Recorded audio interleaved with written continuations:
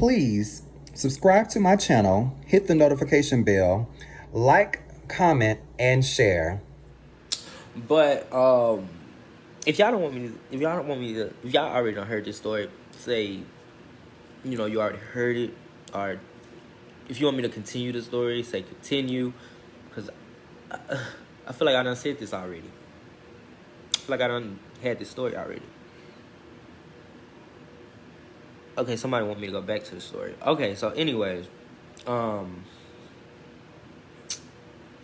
I said, they knew he was gonna win. First couple of episodes, me and Kash was like inseparable. We was getting to know each other. I can't honestly say I did fall in love with. Well, I didn't fall in. Yeah, I'm not gonna lie. I did love him. We fell in love on the show while filming. It was supposed to be strategic for the both of us, where we just come there, get our bag, and go our separate ways. He stayed in Texas at the time. I stayed in New York, as I mentioned before. When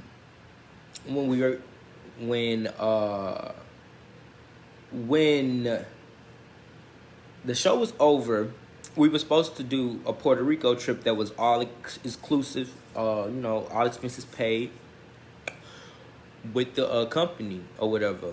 But when we got to Puerto Rico, the only thing they did pay for was our ticket there and back. We had to make sure we paid for our food, our travel, everything else. It was capped. So we decided not to film. We decided to shut down production. We said, okay, you can't. And then not only that, we were still waiting on payment.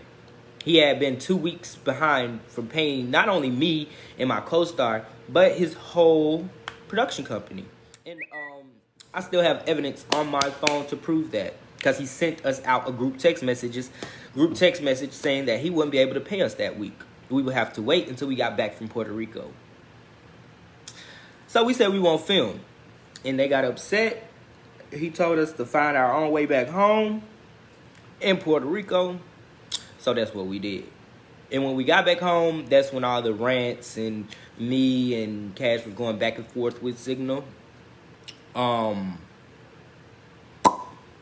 At that time, me and Kash were staying with his best friend. I guess it was both of our roommates. His best friend, we were staying with his best friend. I would just say that, just on my part, and I'm just being honest, and that's all I can be, because right now I'm not struggling. I'm not in that situation anymore. But back then, and it was just a year ago, I was broke. I was homeless. I didn't have anything. And I was on, like I said, cuffing season. I was on cuffing season a year ago, and they couldn't pay me. They didn't pay me. They didn't even finish paying me my payments. So with that happening, me not working a regular job, me and Kash decided to do Onlyfans together. And honestly, and this is no cap, I can show y'all right now, I'm trying to, I don't like showing my money, because I don't brag, and let alone I'm humbled. I know just the way I made it, just as quick as it came, it can be taken just like that. But this is no cap. Me and him made a little over 100,000 just last year. But I still make my money, just to let y'all know I'm still eating without him. This month, and it's just, 20 days into it? Yeah, 20 days into the month, I already made $7,000 for the month of July. June, I made $10,000. And it goes on, so on and so on and so on. Like I said, I'm not here to brag. I'm not here to act like money is everything, because I'm still, struggling. I support my family with that money. I'm not the only one eating off of that. I support my family and some friends. But with that being said, and I'm just being honest, when I was dating Kash, we both, not just one, we both had an addiction. I smoked a lot of weed. I drank a lot. And there were other drugs involved as well. The money was not managed correctly. Nobody was being an adult in that situation. And as the months went by, I've rarely seen any progression. And when we finally got to a place where we got our own place, because I'm still here,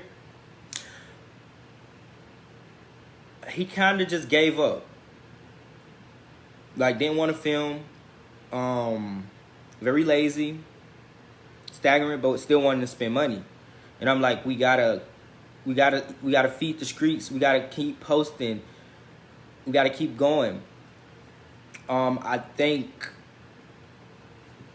the way he did his adult entertainment in the past played a major role on how our relationship and how we did our OnlyFans. Like, it was difficult to film with him. It got to the point where I didn't even want to touch him. I didn't want to be touched by him sexually.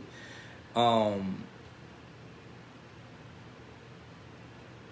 that was just my own thing, you know, because by him being so lazy and not really wanting to do anything.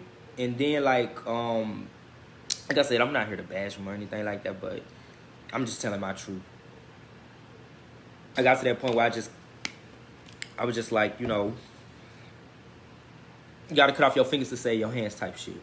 And not saying that he wasn't there for me, because when my grandmama passed away, he was there.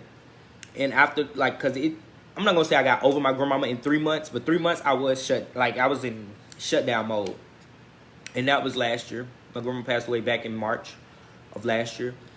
It took me like 3 months to get myself back together mentally, to want to, you know, even want to live.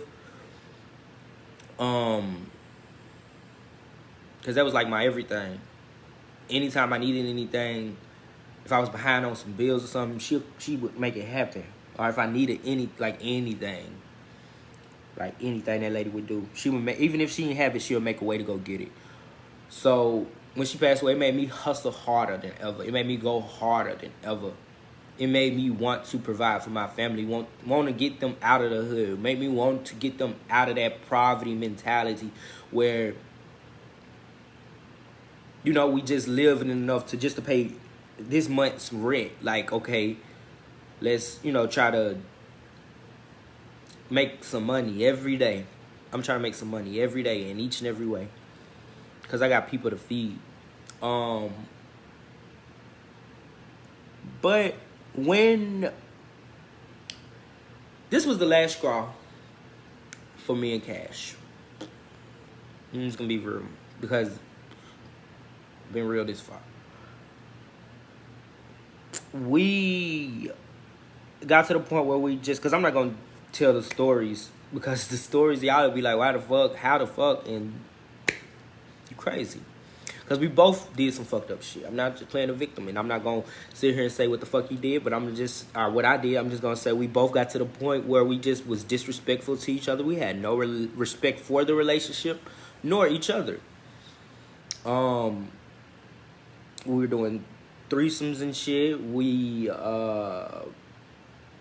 I said, got to the point where we just didn't like each other.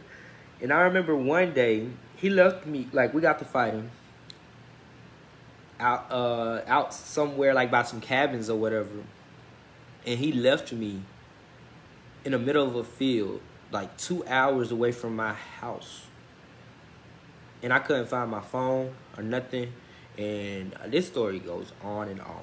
Like, I could really break it down for y'all, but I really don't want to, because it's like I'm still kind of like fucked up about it. Like, I'm like, how the fuck would I let somebody do some shit like that to me? Like, I would never put anybody in a situation where they're in the middle of nowhere and they don't have anywhere or nothing. And that's exactly what happened. And that's exactly how I felt when he did that.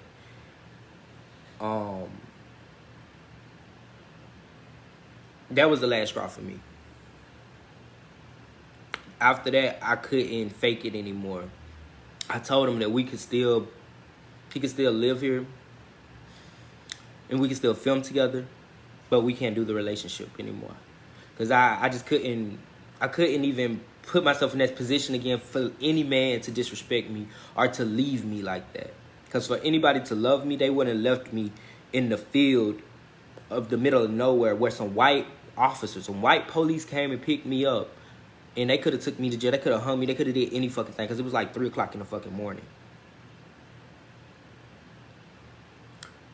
But like I said, I don't got to go into details, but that was like the last straw for me. That was the last straw for me. And I didn't even say all that during the little rant that I did when I was, you know, exposing the drug accusations and all that other shit, because I'm still trying to protect this man. And, you know, letting people know that even though he wasn't good for me, he could probably still be good for you. But at this point, I don't have any ties. I don't have any respect for you still to this day.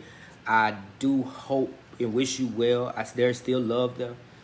But after being put in that type of situation, because I suffer from abandonment issues, no shade to my mom, because me and her have the best relationship now. But she had me at an early age. She had me at 16 years old where she couldn't, you know, provide for me the right way. So I was raised by somebody else. And me and her are just now getting into a good place in our relationship. Like just now in my adulthood. And it's affecting my real life relationship still to this day. Because I can't connect with people. And when I try to connect, they do shit like that. I don't like being left. I don't like being stranded, if that makes any sense.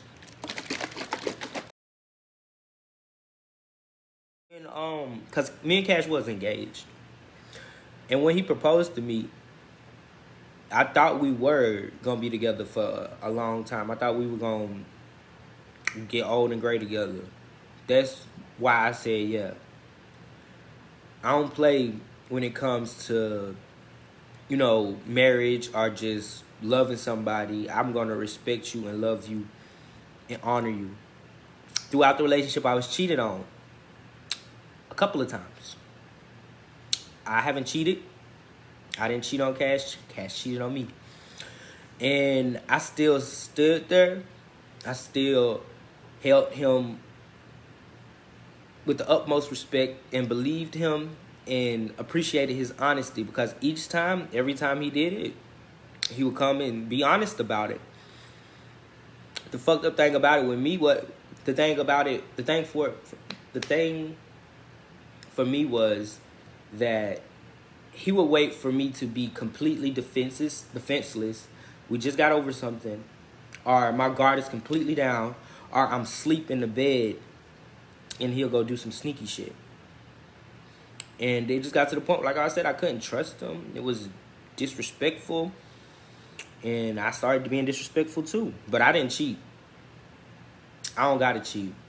I don't get nothing out of it. I don't want to cheat. If I don't want to be with you, or if I want to get some dick or some ass from somebody else, me and my nigga gonna do this shit together. Or I'm just gonna be like, look, bro, this ain't working out. I don't play games like that. And when you play me like that, and when you got motherfuckers walking around here looking at me like I'm stupid, when you busting it down on them and then coming back laying up with me, and I'm looking dumb, and I've been played. That's exactly how I felt, and that's why I felt the need to go to social media and go on that full ass rant, because I felt played. I still stood by you after all that, and still didn't say nothing about the cheating. Nothing about the nothing about the violence, nothing about these fucking scars I have to live with for the rest of my life. And I'm still not going to speak on it. But just know that I have permanent scars from this past relationship. And now my arm will never be the same. Because the circulation right here is just now the feeling is just now coming back. And it's hard for me to lift weights. It's hard for me to ball my fist. Right now, I still got this knot right here because my hand's kind of broke. This bone right here is broken. It was a lot. Like I said, it was a lot of shit that we went through. He can show his motherfucking shit too.